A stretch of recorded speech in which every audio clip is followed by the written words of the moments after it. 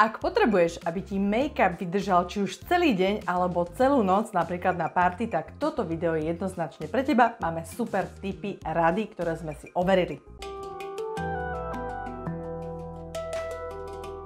Ahojte, moje meno je Alena, som z Kamzakrásov.sk a dnes bude reč o make-upe a konkrétne o dobrých tipoch a radách, ako si dokážeme životnosť make-upu maximálne predĺžiť a tak môžeme s make-upom vydržať napríklad horúce letné dni alebo rôzne festivaly letné, ktoré nás budú teraz čakať, či celý deň ísť do práce a mať ho naozaj veľmi pekný, aj pokiaľ sa z nej vraciame. No a takisto aj na rôzne večerné párty a iné dôležité príležitosti, kde potrebujeme, aby vydržal niekoľko hodín. Tipov máme hneď 13, čo je naozaj veľmi pekné číslo a ja by som začala hneď tým prvým. A tým prvým je vlastne vec, ktorú opakujeme stále dokola. A to, ak chceme mať naozaj dokonalý make-up, tak musí byť dokonalé plátno. Takže ten tip číslo 1 je dokonale vyčistená a pripravená pokožka, to znamená nutnosť dodržiavania skincare, čiže starostlivosti o pokožku ráno aj večer, aby bola naozaj zdravá, krásna a v dobrej pohode. Pokiaľ nemáte správne určený typ pleti a správne na ňo nadviazanú rutinu, ktorú máte používať, čiže aj správne produkty a správny postup, môžete mať napríklad pri suchšej pokožke hneď make-up zožmolkovaný alebo až šupinky sa vám môžu tvoriť a naopak, pokiaľ máte masnú alebo aj zmiešanú pokožku, T-zóna bude premastená, bude sa vám skôr lesknúť a ten make-up vôbec ani nemusí správne držať. Pokiaľ máme skincare zvládnutú na 100%, tak následne druhým tipom je, že ak chceme mať naozaj dobre urobený make-up, potrebujeme kvalitné produkty. To znamená produkty, ktoré vedia veľmi dobre fungovať, majú dlhú výdrž a sú vyslovene aj pre vás určené. Aj čo sa týka napríklad make-upu. Samozrejme, nechcem tým povedať, že je nutné kupovať si drahé produkty. Určite nie.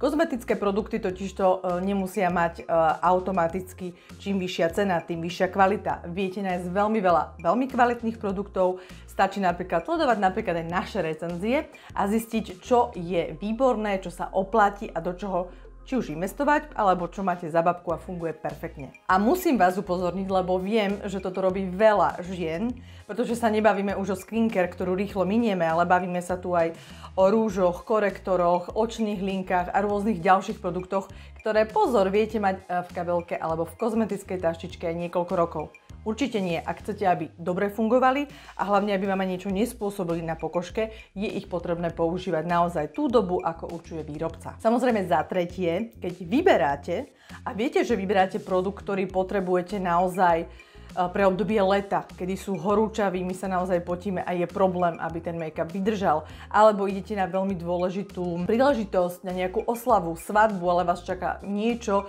kde potrebujete, aby ten make-up fakt dobre držal, tak vsaďte určite na produkty, ktoré sú buď dlhotrvácne alebo vodeodolné. Bavíme sa napríklad o rúžoch, linkách na oči alebo rovnako aj riasenkách a nemôžeme aj zabudnúť, hlavne pri blondinkách nás, už sú aj vodeodolné napríklad ceruzky na obočie. Štvrtý krok nasleduje ešte predtým, ako začneme samotný make-up aplikovať. A je to práve použitie podkladovej bázy, čo je naozaj veľmi dôležité, ak chcete, aby sa make-up dobre zžil s vašou pleťou, vsal sa do nej a veľmi dobre držal. Výhodou je, že aj podkladové bázy si viete vybrať presne podľa toho, aký typ pleti máte. Potrebujete stiahnuť pory, idete do podkladovej bázy, ktorá je na to určená. Ste masnejší typ, tak určite použijete práve podkladovú bázu, ktorá zmátni vašu pleť. A takto je na trhu naozaj toho veľmi veľa, takže si určite vyberte tú, ktorá bude presne určená pre problém, ktorý chcete nejakým spôsobom potlačiť v rámci vašej pleti. Podkladovými bázami nebudeme končiť. Piatou radou alebo piatým typom je, že podkladová báza ako taká sa aplikuje na celú tvár, mimo očí samozrejme a krk a dekolt, tam, kde dávame make-up.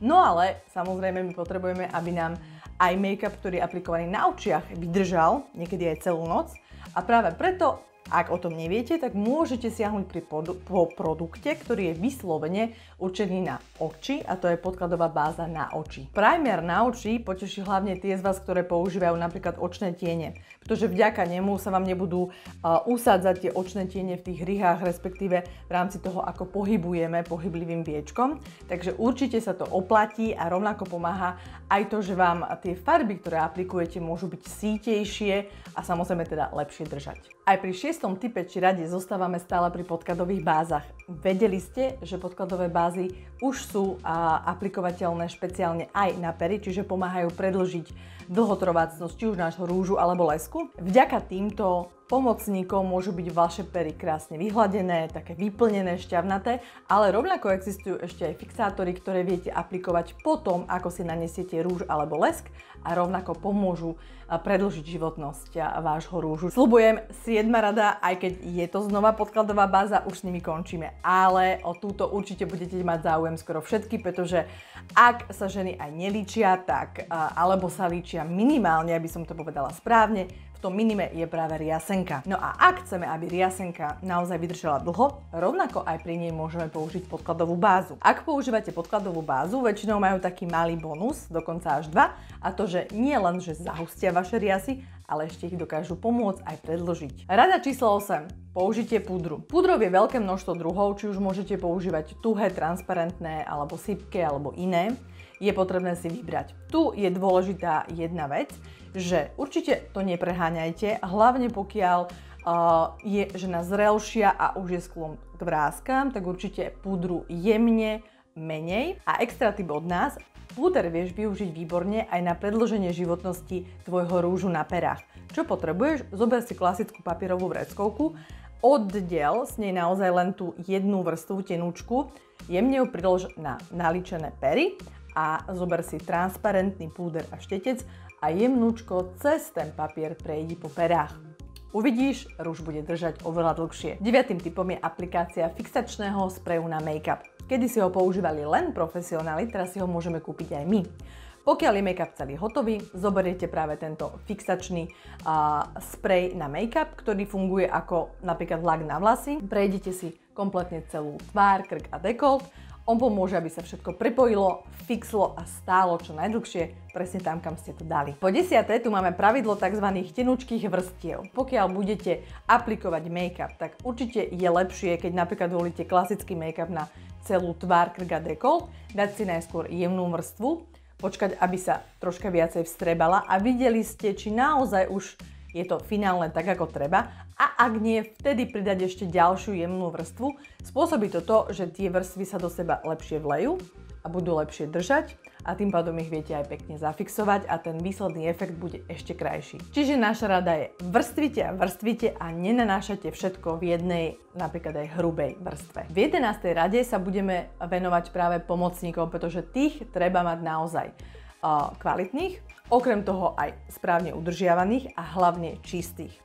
To znamená, že ak na aplikáciu nepoužívate prsty, ale samozrejme používate pomocníkov ako je húbka alebo rôzne štetce, tak vždycky sa uistite, že ich máte dostatočne vyčistené a že sú v dobrom stave, lebo len tak budú robiť svoju prácu presne tak, ako to potrebujete a ten výsledok bude dokonalý. Tip číslo 12. Žiadne dotyky prstami svojej tváre. Pretože takto si narúšaš make-up, otieraš si ho a už vôbec nemôžeš čakať, že bude dlho držať tak, ako si ho aplikovala. Na záver tu máme 13. radu a ňou je používanie tzv. Odmasňujúcich papierikov. Nájdete ich už vo viacerých značkách, je to výborná vec, pokiaľ ste práve majiteľkami napríklad masnej pleti alebo zmiešanej pleti s T-zónou, tak práve tieto papieriky vás zachránia, pretože pomôžu bez toho, aby porušili váš make-up, odobrať ten prebytočný mas a potom je výborné to jemne zafixovať púdrom. Určite to nerobte bez použitia týchto papierikov, lebo tým pádom si len tú masnotu zatlačíte a dá sa povedať, že vám následne vybehne ešte viacej na povrch a potom ten make-up už vôbec nevyzerá dobre. Ak sme na nejakú radu zabudli alebo máte nejaké super svoje ďalšie vychytávky, ktoré používate práve vy, určite nám ich napíšte dolu.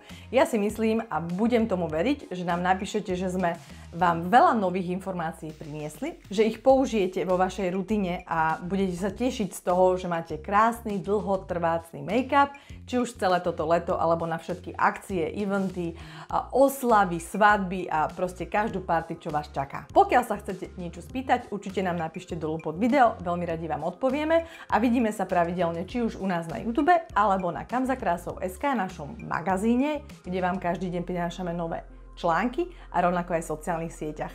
Ďakujem, že ste sledovali toto video. Určite dajte odber a vidíme sa pravidelne každý týždeň pri novom videu. Ahojte!